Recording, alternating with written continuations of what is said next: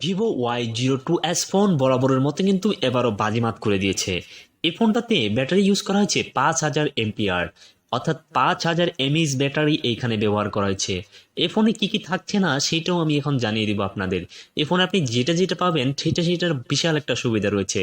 এই ফোনটাতে তারা চার্জিং পোর্টটাকে নিচে ইউজ করেছে এবং সাইডে স্পিকার এবং সাইডে হেডফোন জ্যাক পোর্ট এবং সাইডে একটা মাইক্রোফোনের ছিদ্র রয়েছে।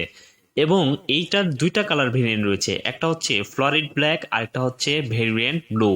এই ফোনটার ক্যামেরাতে ইউজ করা হয়েছে 8 মেগাপিক্সেল ক্যামেরা।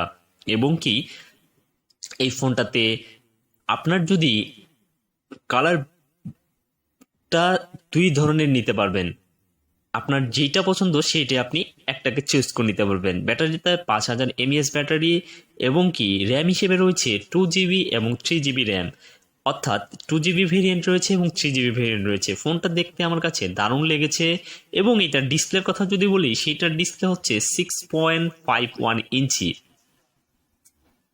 এইটা তো কিন্তু তারা IPS LCD capacitive touch screen এবং 16 মেগাপিক্সেল কালার্সটাকে কিন্তু তারা ইউজ করেছে এখানে, যে কারণে এই ফোনটা দারুণ লেগেছে আমার কাছে। প্রসেসর হিসেবে ইউজ করেছে 2.3 GHz অক্টা কোর প্রসেসর।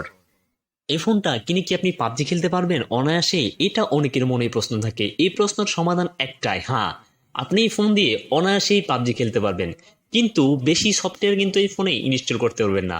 এইটার ক্যামেরাটা দেখে আমি তেমন সন্তুষ্ট না, কিন্তু আবার সন্তুষ্ট, যেহেতু এটার দাম মাত্র 12,000 টাকা।